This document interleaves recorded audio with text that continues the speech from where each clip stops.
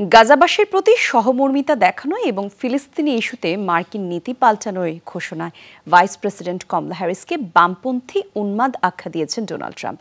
Israeli প্রধানমন্ত্রী Benjamin নেতানিয়াহুর সাথে বৈঠকে এই মন্তব্য করেন রিপাবলিকান প্রার্থী। শুক্রবার ফ্লোরিডায় ট্রাম্পের রিসোর্টে হয় বৈঠক। এ সময় ইসরায়েল এবং নেতানিয়াহুকে নিজের ঘনিষ্ঠ মিত্র হিসেবেও আখ্যা দেন ট্রাম্প। বলেন, তেল আবিবের প্রতি তার সমর্থন অব্যাহত থাকবে।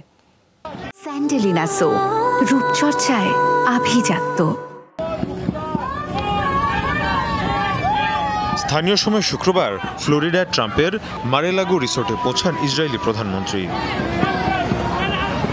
পৌঁছানোর পর নেতানিয়াহু এবং তার স্ত্রীকে উষ্ণ অভ্যর্থনা জানান ডোনাল্ড ট্রাম্প। এরপরই বৈঠকে বসেন দুই নেতা। এ সময় গাজার সংকট, মধ্যপ্রাচ্য পরিস্থিতি, ইসরায়েল যুক্তরাষ্ট্র সম্পর্ক সহ নানা ইস্যুতে আলোচনা হয় দুই নেতার মধ্যে।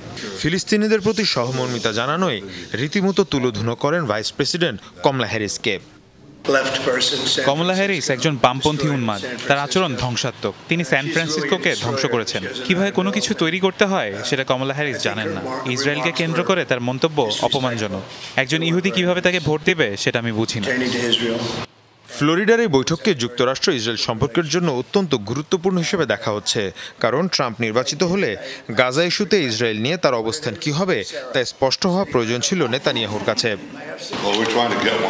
ওই মন্তব্যের পর হামাস মনে করছে চুক্তি বাস্তবায়ন করতে যুক্তরাষ্ট্র এবং ইসরায়েলের মধ্যে আর কোনো সম্ভাবনা নেই। কিন্তু আমি মনে করি একটা মন্তব্য যুক্তরাষ্ট্র ইসরায়েলের মধ্যকার সম্পর্কে কোনো পরিবর্তন আনবে না। এর আগে নেতানিয়াহুর সাথে বৈঠকে ডেমোক্র্যাট প্রার্থী কমলা হ্যারিস জানান, তিনি নির্বাচিত হলে ফিলিস্তিন ইস্যুতে নীতিগত পরিবর্তন আনবেন। ইসরায়েলি হামলায় নিহত ফিলিস্তিনিদের প্রতি সহমর্মিতাও জানান কমলা হ্যারিস। মীর মুশফিকা হাসান, যমুনা নিউজ।